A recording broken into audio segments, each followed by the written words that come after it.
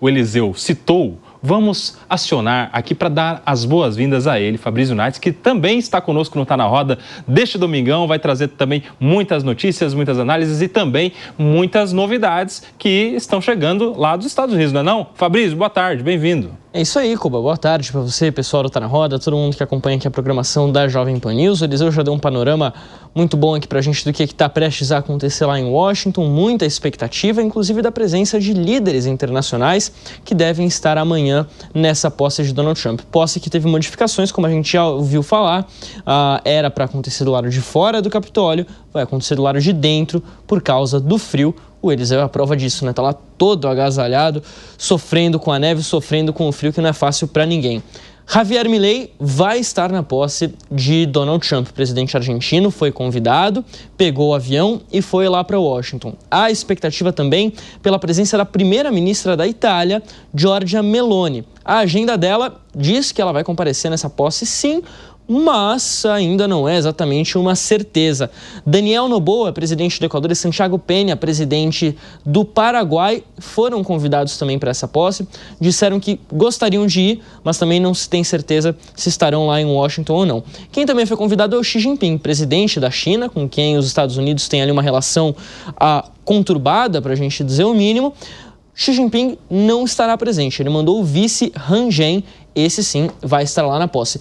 Tradicionalmente, a posse de um presidente norte-americano, que é sempre realizada no dia 20 de janeiro, exceto quando o dia 20 cai num domingo, e aí eles passam para o dia 21, tradicionalmente não tem muitos líderes de Estado, não tem muitos chefes de Estado na posse lá dos Estados Unidos. O governo americano até cita uma questão de segurança.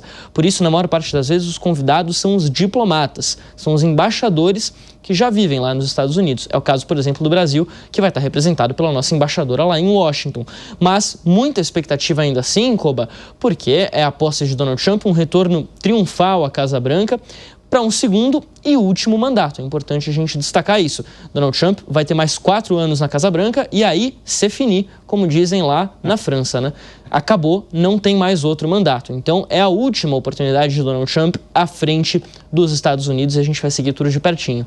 Seguiremos. O Fabrício continua conosco no Tá na Roda, volta daqui a pouco com mais informações e eu já quero inaugurar a nossa rodada aqui de comentários, de análises. Vou começar com o Solano de Camargo, que é professor de Direito Internacional da Faculdade de Direito do Largo São Francisco, da USP, aqui em São Paulo. E quero começar com aquele primeiro assunto trazido pelo Eliseu. Vamos falar sobre este temor que acontece agora, Solano, que é em relação à deportação em massa que pode acontecer nos Estados Unidos. Milhões e milhões de pessoas nessa situação por lá, mas o Eliseu já trouxe uma dica aí. Não tem nem jeito de deportar todo mundo de uma vez. Como é que você analisa esta que é anunciada, uma das primeiras medidas de Donald Trump? Boa tarde, Nelson. Boa tarde aos meus colegas aqui de bancada, a todo mundo, aos nossos telespectadores, aos seguidores. De fato, é uma promessa de campanha que foi muito batida por Trump durante todo o tempo e é uma questão que está muito alinhada com esse eleitor mais conservador dos Estados Unidos. Então, é justamente isso, né? Ele se comprometeu a fazer rapidamente uma das primeiras ordens executivas, criar política de deportação em massa, né? Como ele mesmo chama, seriam assim, dos imigrantes indocumentados, que tenham algum registro policial, criminal, não necessariamente uma condenação. Então, isso abre realmente uma possibilidade monstra, né, que pode chegar talvez milhões de imigrantes. O que se diz é que ele deve começar por algumas cidades. Então, a expectativa é que seja, por exemplo, pela própria cidade de Washington, né, pelo próprio Distrito de Colômbia, Denver, no Colorado, Chicago, algumas cidades em que já existem os registros policiais, e isso com certeza vai mexer muito, porque existe essa mesma sensação de se querer expulsar, deportar esses imigrantes, não só nos Estados Unidos, mas em outros países. Existe aí um tipo de eleitorado que não fica restrito aos Estados Unidos, mas que também tem no Reino Unido, na França, na Alemanha. Então isso com certeza vai ter aí um efeito, mesmo que seja de poucas, não seja tanta gente, sejam milhões de pessoas, mas isso já deve ter aí uma mexida no ecossistema de todo mundo. E aí, Diogo da Luz, como é que você vê este assunto já sendo um dos primeiros assuntos da gestão, do mandato, porque foi um assunto também muito presente na campanha, na corrida à presidência dos Estados Unidos e agora naturalmente, um assunto que volta justamente porque tomará posse o presidente. Pois é, Kobayashi. Boa tarde a todos os presentes, especialmente a você que nos acompanha. Esse assunto tem sido muito falado não só nos Estados Unidos, mas em muitos outros países da Europa, inclusive, e as pessoas estão com muita aversão a imigrantes. Mas é importante lembrar que nos Estados Unidos, aquele país se fez justamente por conta da chegada dos imigrantes. Eles foram sempre o país mais aberto a receber pessoas de todo o mundo, pessoas que foram lá, colonizaram aquele país, ocuparam aquele espaço, fazem a população crescer muito mais do que os nascimentos que acontecem lá dentro. Então, no fundo, eu não consigo imaginar que ele vá criar uma dificuldade para a existência desses imigrantes. Me parece que muito mais ele vai seguir essa linha, como vocês já disseram aqui, e o Eliseu Caetano trouxe muito bem, pegar especialmente aquelas pessoas que já tinham questões criminais nos seus países de origem, que têm questões penais nos Estados Unidos, e colocar essas pessoas para fora, fazendo muito mais um show e mostrando que está fazendo uma limpa nos Estados Unidos do que tirando os imigrantes, que são a mão de obra que mais trabalha no país mesmo. Quero também dar as boas-vindas para o Thiago Pierre, pela primeira vez conosco aqui no Tá na Roda. Bem-vindo, Thiagão. E você, como analisa esse início do novo mandato de Donald Trump? Novo e último, né? Como nos lembrou o Fabrício Naits, que lá nos Estados Unidos, diferentemente do Brasil, o presidente está limitado necessariamente a 2 mandatos, ainda que não consecutivos. Thiago Pierre. Boa tarde, muito obrigado. É uma honra estar aqui com esse time.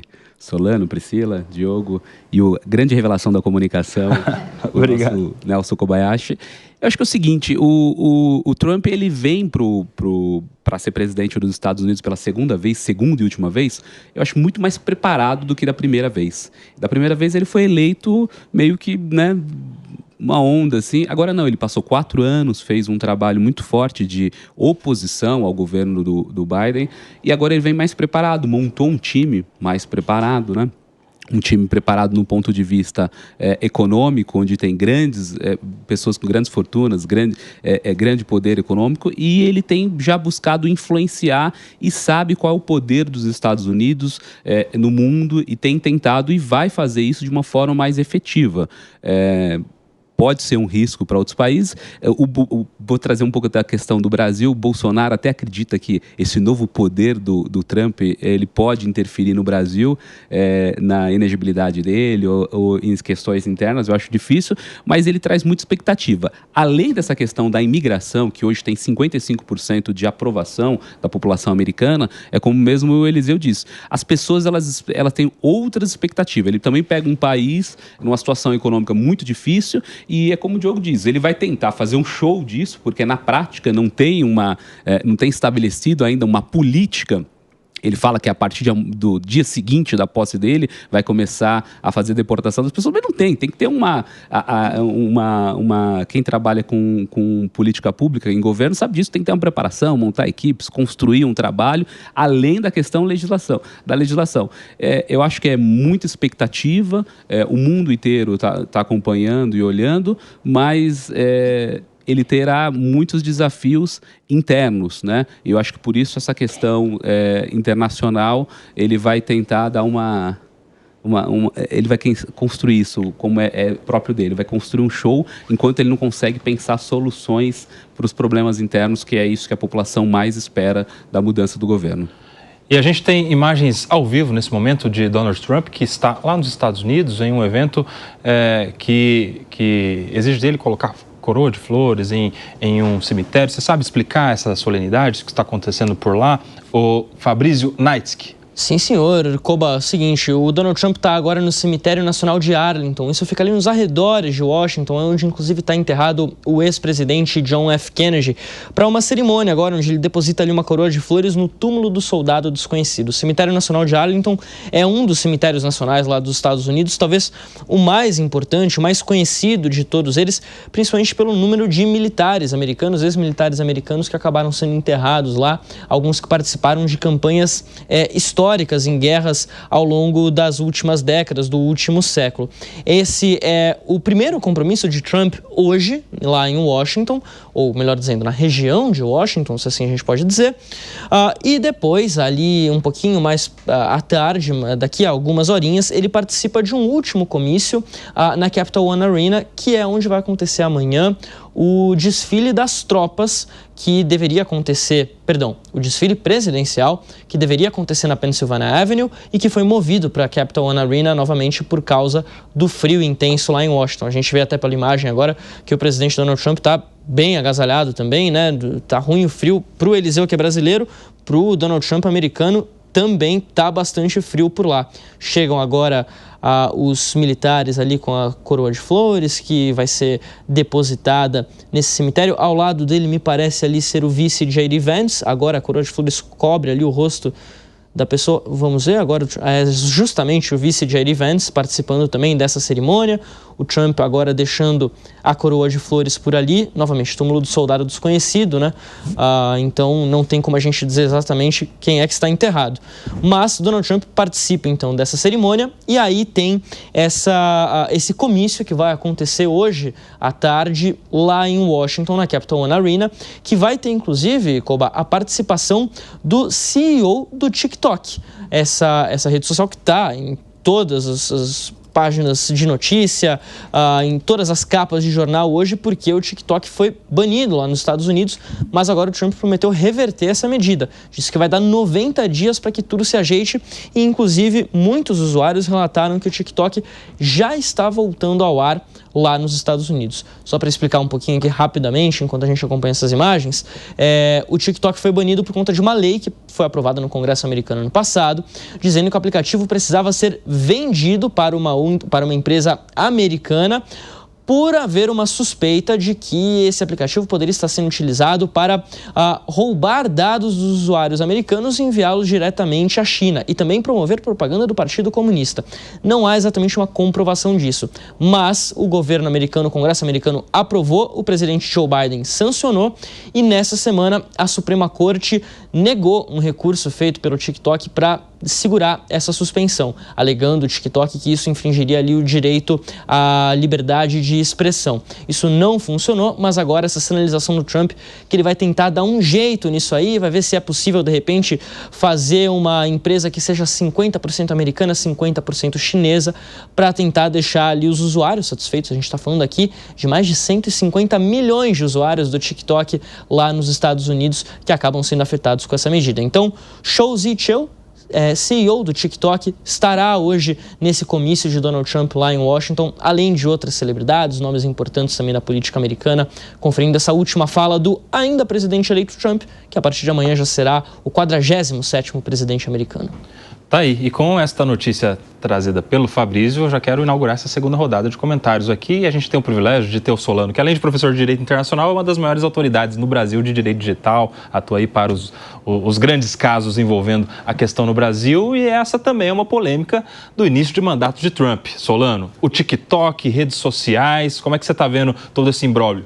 Na verdade, quem começou com essa história de querer obrigar a nacionalização do TikTok foi o próprio Trump no outro governo. Ele levantou justamente esse aspecto, essa discussão na época, e até se desenhou um modelo em que haveria ali uma aquisição de parte, né? Seria criada uma nova empresa, um TikTok Global nos Estados Unidos, em que os dados iriam ficar a cargo da Oracle e a parte de e-commerce iria ficar com a Amazon, e depois isso acabou não andando. Depois, na época do Joe Biden, isso não avançou, até que teve essa lei, como o Fabrício comentou, que foi promulgada em abril do ano passado, uma lei que obrigava finalmente ter ali a nacionalização do TikTok, que não é uma coisa simples, na verdade, não é uma coisa simples. Você imagina assim, se eu fosse comprar um supermercado, por exemplo, é tranquilo você transferir a sede do supermercado, os produtos, mas uma rede social, ela tem servidores espalhados por todo o mundo, você tem os programas, você tem a equipe técnica que fica na China, um exército de programadores, de cientistas de dados, de arquitetos de sistema. Então, como é que isso faz? E sem contar os algoritmos, né, que é o grande valor do TikTok.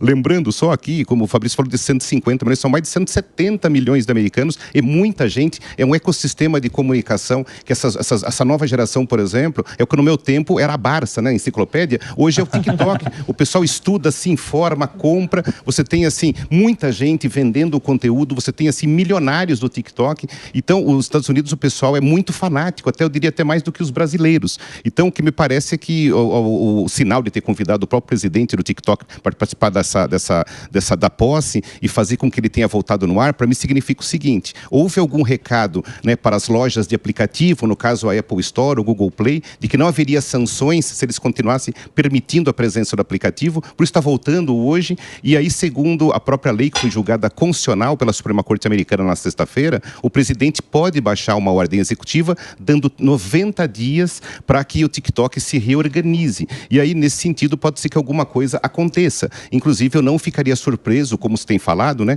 de algum tipo de fusão, de repente, com o X. Parece que haveria um interesse do Elon Musk. O próprio Perplexity, que é um grande concorrente do ChatGPT, manifestou publicamente interesse também. A questão é como é que essa, do ponto de vista técnico, vai acontecer nos próximos 90 dias. Mas, de qualquer forma, é uma coisa que mexe com os americanos, é uma rede social muito, mas muito importante.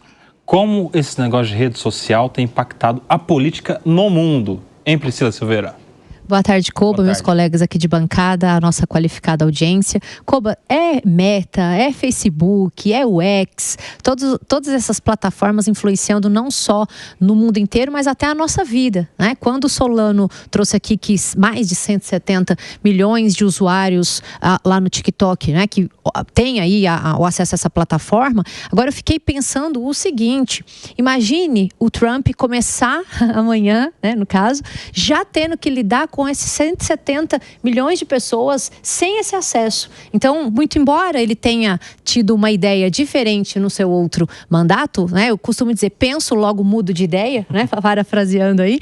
Então, eu acho que ele pensou, vai mudar de ideia e está tentando resolver isso de maneira que ele não perca o que foi falado dentro aí da sua campanha, que foi uma, né, das situações dele não mexer aí nessa questão de TikTok. Então, eu acho que até tem uma fala dele onde ele fala no seguinte sentido: é muito grande, é um tema muito grandioso. A gente precisa chegar no meio termo. Eu acho que é isso que ele deve fazer nos próximos dias, porque as pessoas vão se rebelar, Koba. Muita gente, como disse aqui o Solano, os meus colegas, trabalham com isso. Não estou falando especificamente só o TikTok, muitas pessoas trabalham com outras, mas em específico, como a gente está tratando disso, imagina 170 milhões. Eu já tinha ontem mesmo, eu não mexo muito no TikTok, eu sou meio Orkut, né? Mas, tá na MSN, né? Tá na MSN, Hotmail. Mas eu comecei a mexer no TikTok.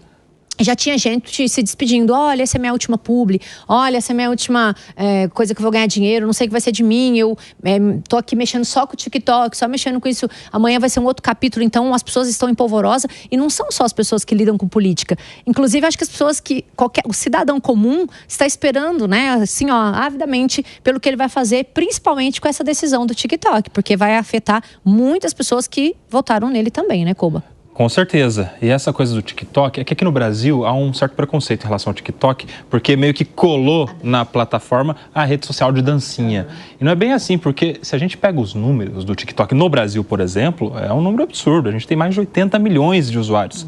Significa 1 a cada 3 brasileiros. É muita gente que está lá nessa plataforma, e não só com esse entretenimento das dancinhas, mas também produzindo conteúdo. E veja só que o algoritmo do TikTok, ele é mais favorável para o anônimo.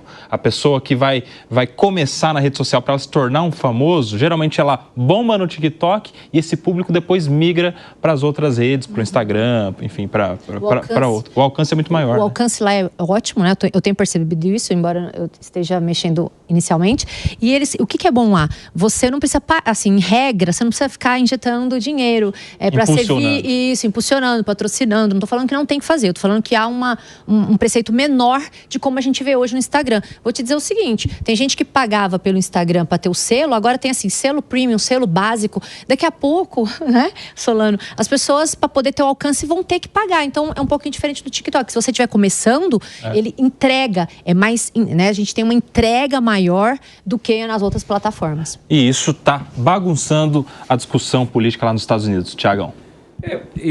Além dessa questão, tem a questão também do Trump também fazer uma aproximação com a China, né?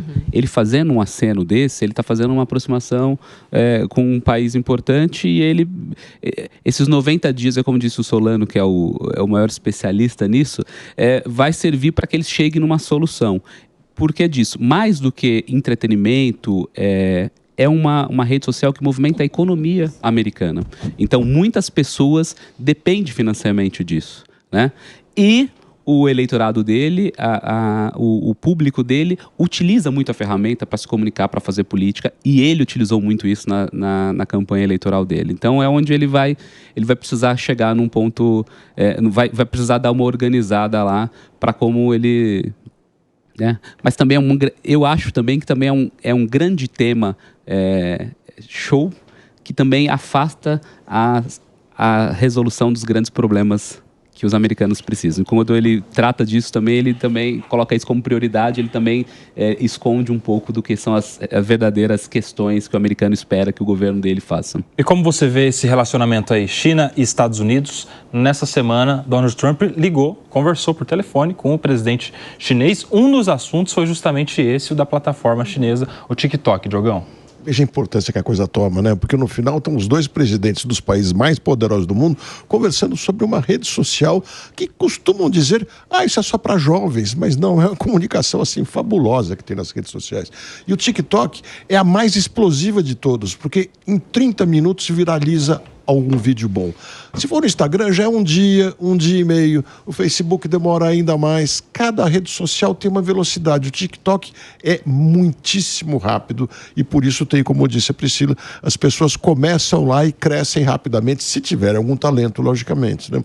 Agora eu fico pensando... Não, mas tem tanta gente sem talento crescendo. Muito mais. É muita gente. É verdade.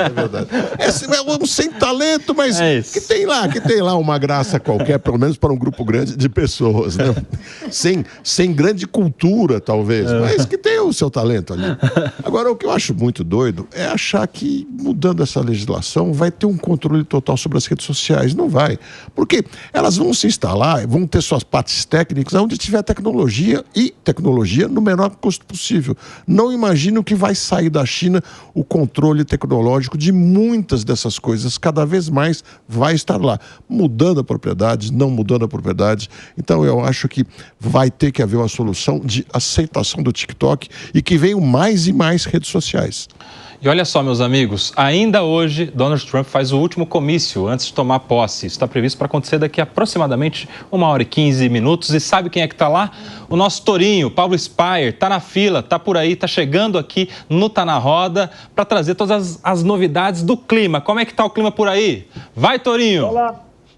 Olá, tudo bem? Bom, o clima é de muito frio, né? Aqui a fila está demorando demais, são muitas horas que nós estamos aguardando aqui. Tem muitos americanos que desde as 8 da manhã, 7 da manhã, o pessoal chegou bastante cedo. E o clima é de empolgação, né? Todo mundo que está aqui, obviamente, né, votou no Trump, então todo mundo muito animado, muitos souvenirs sendo vendidos aqui também, mas muito frio na fila. A fila está realmente grande e está previsto para nevar daqui a 1h15. Quando começa a fala do Trump, é o que está previsto para começar a nevar. Então, realmente é um momento que está todo mundo passando bastante frio. Quero aproveitar a sua presença, não é todo dia, né, que a gente tem o Pablo Spyer aqui conosco no Tá Na Roda. Se você pudesse destacar aqui um grande ponto em relação à economia, aí, a partir da posse de Donald Trump, qual seria? Qual pode ser a grande novidade que possa impactar a vida dos brasileiros em relação à economia, Torinho?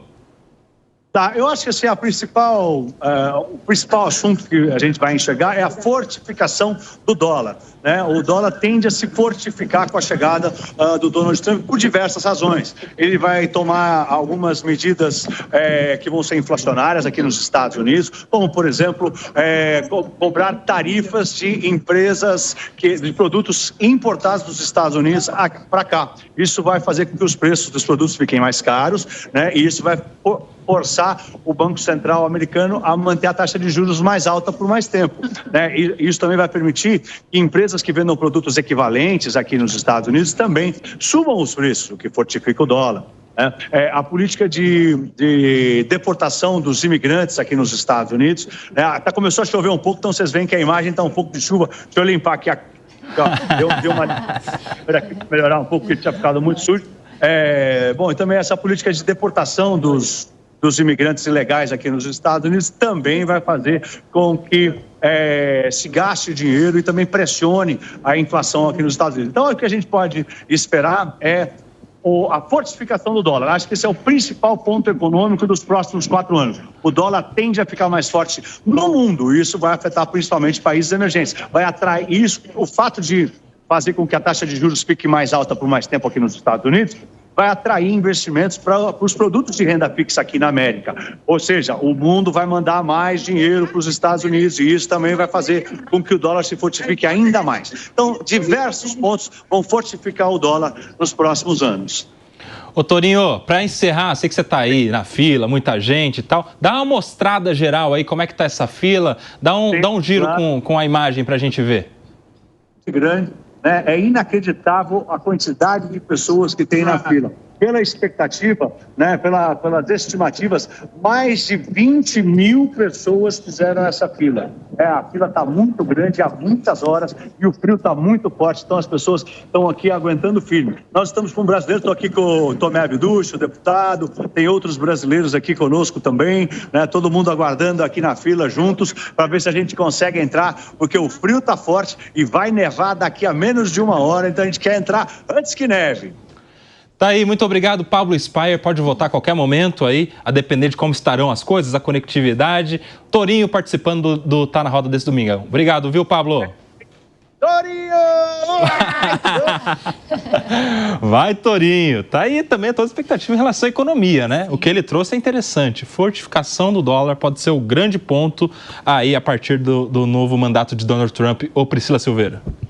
Sim, Koba, não só ele, né, mas acho que todo mundo espera, porque a gente observa que o Trump vai trazer medidas mais incisivas para a economia global, e é claro que como ele tem, a gente fala do Trump, algumas pessoas falam, ele não tem uma dinâmica direta, a gente não sabe do que pode vir, mas eu espero, sinceramente, que com as novas políticas trazidas por ele de enfrentamento a essa queda econômica, que até os Estados Unidos, pelo que a gente percebeu, né, anteriormente aí, trazido pelo Eliseu, a economia lá também se enfraqueceu de alguma maneira. Todo o mundo espera que ele traga políticas incisivas para, de alguma forma, fazer para nós, né, a queda do dólar e, claro, trazer uma força aí para a economia também estadunidense. Solano, a grande preocupação é dólar forte e o real em relação a isso, porque é a preocupação aqui dos brasileiros, né, em relação à nossa moeda também. Não, exatamente. Na verdade, isso é uma péssima notícia para o Brasil, de uma certa forma, porque nós aqui dependemos diretamente dos investimentos internacionais. O Brasil hoje ele está perdendo muitos investimentos, então a gente tem uma inflação que está sendo segurada à base de juros, isso tem um limite para acontecer. Então, na verdade, tudo que o Trump prometeu e deve cumprir diz respeito ao fortalecimento da economia americana, ao fortalecimento do dólar, e a gente não tem feito para merecer aí muita misericórdia dele, né? Só para dizer, por exemplo, os BRICS, que a gente foi lá, né? O governo brasileiro defendeu que houvesse uma moeda que substituísse o dólar como alternativa, poderia ser a moeda chinesa. Tudo isso, de uma certa forma, vai contra o que o Trump prometeu em campanha. Então, significa aí que nós possivelmente não vamos ter ventos muito favoráveis. Eu espero que o otimismo da Priscila aconteça mais do que o meu pessimismo, na verdade. Não, sim, fazendo pela sua ótica, claro que a gente observa que o Trump não é muito chegado, né, no Lula, claro, e obviamente isso vai atrapalhar. Mas quando ele fortalece a moeda, a gente tem muita especulação também aqui, né, Solano? A questão de especular atrapalha a nossa economia, e quando eu falo que ele vai trazer alguma espécie de equilíbrio, é no sentido dele fortalecer e não trazer tanta especulação como a gente observa aqui no Brasil. Agora, é óbvio que os ventos dentro dessa corrente aí política, eu espero que sejam favoráveis, mas a gente vai passar dias bem complicados inicialmente aí. Ô, Thiago Pierre, você que trabalha com estratégia política, trabalha com campanhas, o que esperar do discurso, das manifestações de Donald Trump neste último comício? Até estranho, né, a gente falar sobre comício depois que o cara já está eleito, está na véspera da posse. Mas o que esperar do discurso dele hoje, daqui a pouquinho? Eu acho que assim, ele vai fazer um discurso muito voltado a... vai ser uma pré-discurso de... É muito estranho mesmo, como diz. Eu acho que ele vai fixar os pontos que levaram ele à Casa Branca, né? Ele vai fazer, na verdade, uma reunião de pessoas, uma construção, ele vai juntar todas as ideias do que ele fez até aqui, de como ele construiu. Eu acho que ele vai dar um pouco do cheiro do que vai ser os primeiros decretos dele, das primeiras coisas, das primeiras ações, dos primeiros atos que ele vai fazer como presidente da República. E você, o que você acha, Diogão? Eu acho primeiro um pouco estranha essa coisa de entenderem que os preços vão subir e o dólar vai se fortificar. Na minha cabeça, se os preços internos subirem, o dólar estaria perdendo um pouco de valor. Eu acho que pode se fortificar por outras razões que o Trump vem a tomar. Ele é um sujeito muito experiente, inteligente, um empresário de sucesso. Ele sabe que ele tem os 4 anos talvez mais importantes da vida dele em todos os sentidos e acredito que ele vai procurar fazer um excelente governo e talvez ele não se apegue tanto a tudo aquilo que ele prometeu na campanha e seja muito mais pragmático e faça coisas que sejam úteis para os Estados Unidos poderem crescer. Fabrício Naitz, que também está acompanhando a repercussão no mundo todo a respeito desse comício que vai acontecer daqui a pouco nos Estados Unidos. O horário previsto é para daqui aproximadamente 1 hora. Fabrício Naitz, o que se sabe sobre este evento de hoje? Olha, o Trump deve focar realmente em pontos que ajudaram ele a ser eleito em 2024, como vocês destacaram aqui. E isso é uma lógica que faz sentido também, já pensando no discurso de posse amanhã. Então, é um discurso que ele deve ainda falar em um tom bastante eleitoreiro, Koba. E a gente aguarda, porque há uma certa dúvida, né? A figura do Donald Trump é uma figura, digamos assim, imprevisível, bastante imprevisível. Então, há uma expectativa para saber o seguinte... em qual momento, se é que isso vai acontecer, o Donald Trump vai abandonar o discurso de campanha e vai passar a ter um discurso de um presidente. Essa aqui parece ser uma das grandes questões envolvendo o republicano. Digo isso por quê? Porque Trump foi eleito em 5 de novembro do ano passado e desde então os discursos dele continuam bem inflamados. Parece que a eleição vai ser semana que vem. Mas não, a eleição já passou. E há então essa expectativa para saber se vai haver uma certa moderação, não exatamente no conteúdo do discurso, porque o conteúdo do discurso do Trump é o mesmo desde 2016, quando ele foi eleito pela primeira vez. Mas uma moderação na forma, um tom um pouco mais, digamos assim, diplomático de Donald Trump. Essa que parece ser a grande questão. Eu escutava agora a opinião do pessoal aqui na roda e tudo faz muito sentido, né? O que vai acontecer nos Estados Unidos quando a gente fala de economia, quando a gente fala de sociedade em geral. E o Diogo falou aqui, destacou que o Trump é uma figura pragmática. Ele é realmente pragmático. Eu acho que é uma análise muito bem feita. A gente deve lembrar que o seguinte, trata-se de um empresário, a gente fala muito dessa postura do Trump, empresarial, transacional, a postura de Donald Trump. Ele sabe onde o calo aperta no bolso do Tesouro Americano. Isso é muito importante. E aí, uma dúvida que fica daqui para frente. Quais promessas dele feitas em campanha, que vão ser feitas até o comício de hoje, daqui a pouquinho lá em Washington, são realizáveis quando ele assumir o mandato? Então, por exemplo, taxar a China, produtos chineses e mexicanos em 100% é algo que ele prometeu, 60% no mínimo, mas em alguns casos em até 100%, é algo que ele prometeu durante a campanha. Mas se ele fizer isso, a economia americana vai ter um baque muito grande. O mesmo serve, por exemplo, para a questão dos imigrantes. A gente está falando hoje de 14 milhões de imigrantes ilegais, só que esses imigrantes ilegais, eles não estão nos Estados Unidos necessariamente à toa, sem fazer nada. Muitos deles são mão de obra e uma mão de obra muito importante lá no país, que se eles forem retirados do dia para a noite, amanhã os Estados Unidos vão aparecer certamente quebrados financeiramente, porque não vai ter quem substitua essa gente para trabalhar. Então as promessas não são exatamente simples de serem realizadas. Acho que a gente está diante aqui de um presidente Donald Trump que vai precisar encontrar um meio termo entre o que ele prometeu e o que dá para fazer mesmo.